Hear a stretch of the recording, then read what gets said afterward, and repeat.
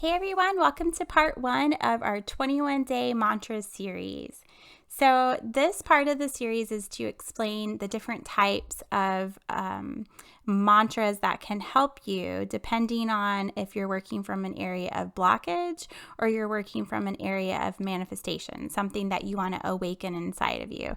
And so when we're dealing with blockages, we want to think about how is this thought making us feel, or the situation or the person? What did it bring up in us? And we want to take that feeling and we want to acknowledge it, knowing that it's not, it doesn't have to be our truth. It's not our truth. And we want to use verbiage that switches that, not only mentally, but on our soul level, because words have power, like we talked about in the intro. And words can have power on a higher, lighter vibration, but I can also tell you from experience that the lower, heavier vibration type words, the ones that are negative or hurtful, those can carry even more weight. Think about it. The rock versus the feather energy.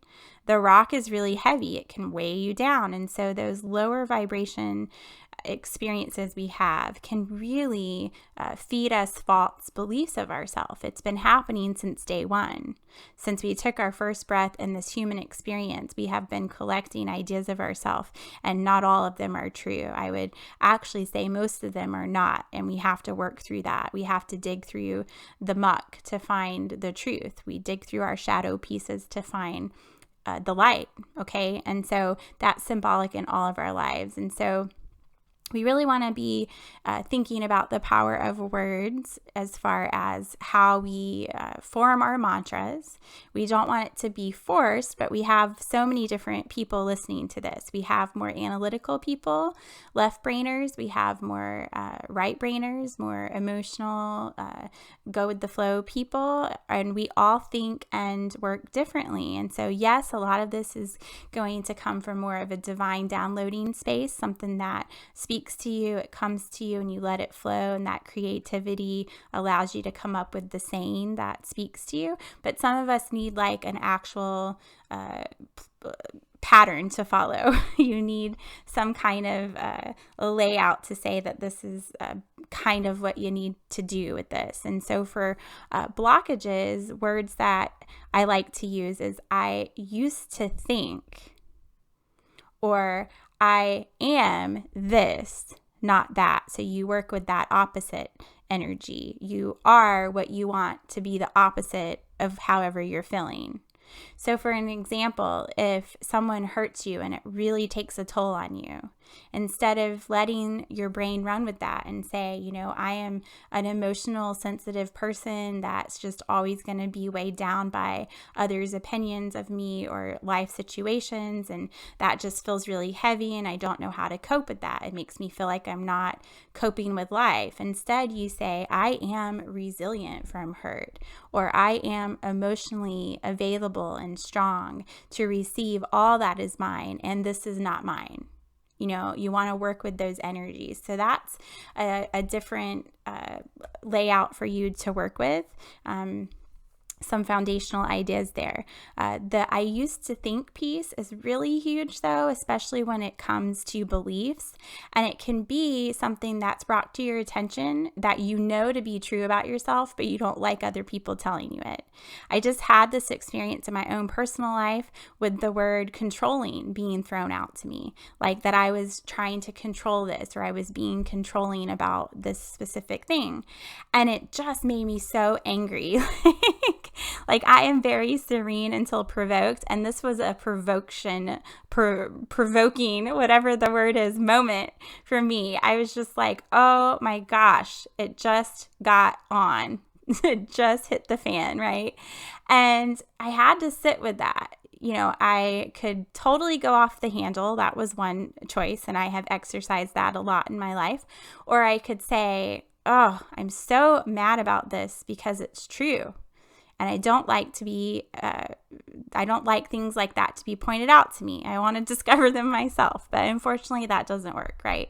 In fact, some of my best lessons have been the ones pointed out to me, and I just work through that. So I had to sit with that the day that it happened, and I had to say, all right, I'm going to use the I used to. And I'm going to make a mantra about this. And I'm going to use that every time that I feel like I'm controlling or trying to be controlling, because I know that's a true piece of myself now. That's why it made me so angry. So I used to think I was controlling. Now I am surrendering and calm. And I'll say that 3 times. I used to think I was controlling. Now I am surrendering and calm. And so those are just examples of how you can use words as an outline for you to start making your own mantras. And so if it's something with a blockage, we're wanting to do something from the opposite place. I am the opposite of whatever this brought up for me. Or I used to think I was this. Now I am this. And so those are 2 outlines when it's blockages.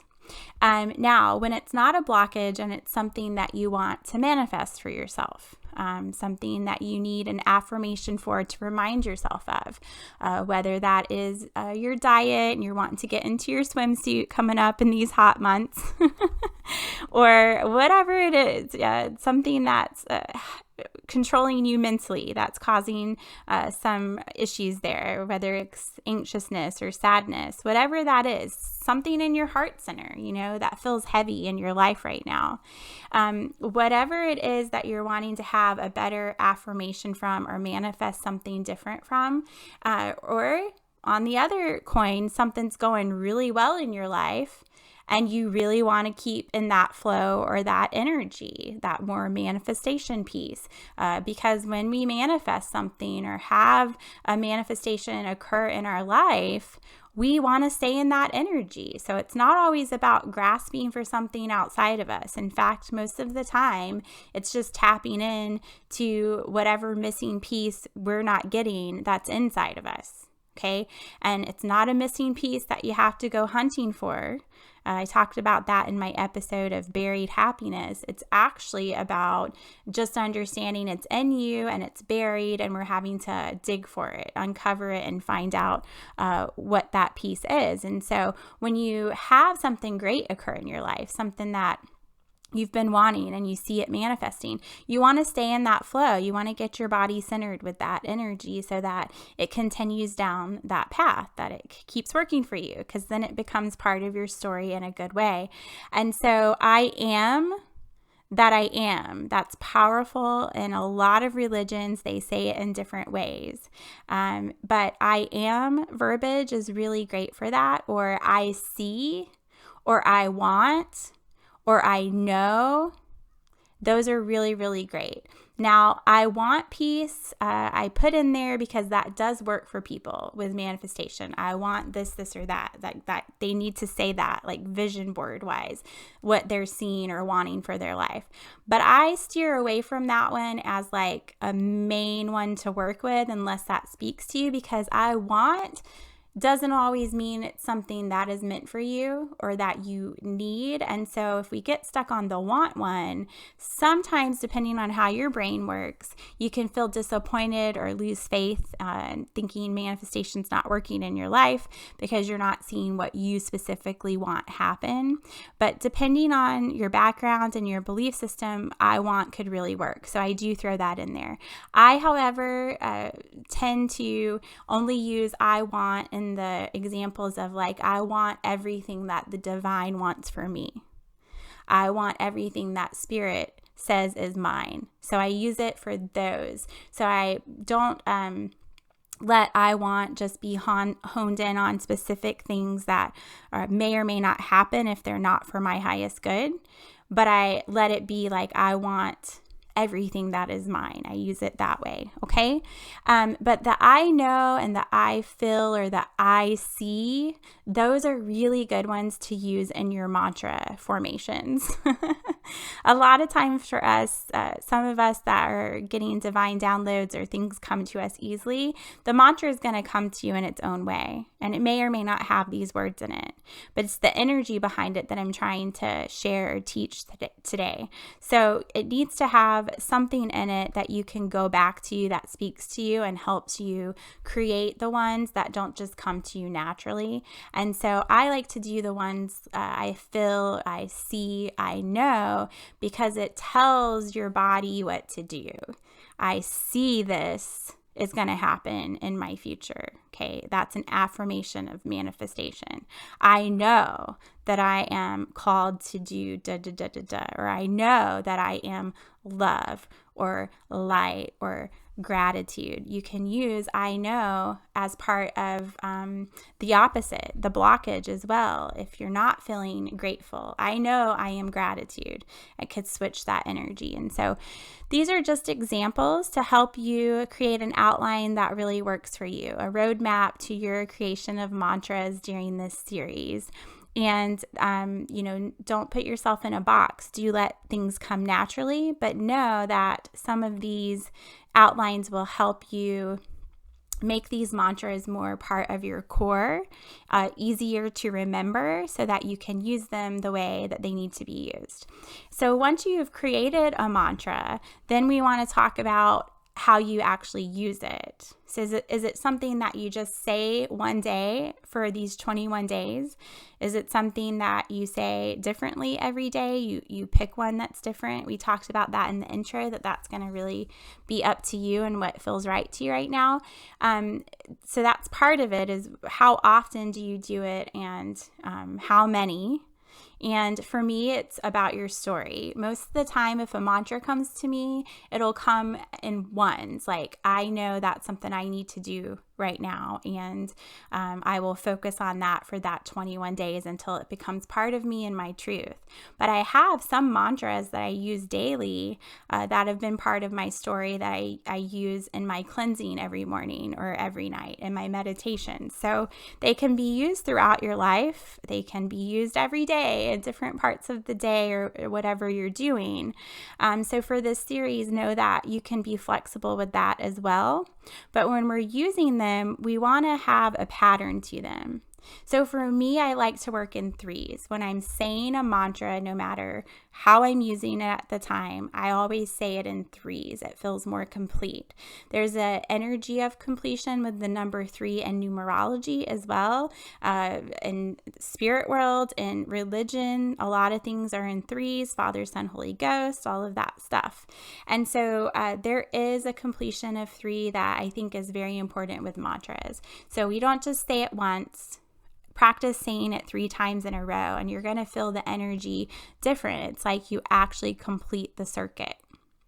Now, some people will say it more than that. I'm sure some people can say it less than that. So again, find your number, but this is my recommendation from working with mantras for years, okay? So find what works for you in this series. Create your roadmap of how you're going to write your mantras, what verbiage you are going to use, what speaks to you with that if it doesn't just come to you naturally. And then write out how you're going to use the mantras for this series. Are you going to pick one to focus on for 21 days? Or are you going to use it more like a daily devotional and pick a different one for 21 days?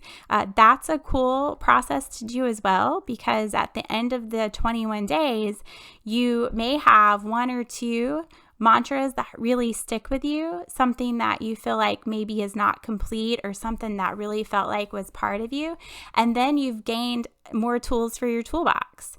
You've gained more insight on how these could work in your daily life, and they could become your regular mantras you do with prayer or meditation every day.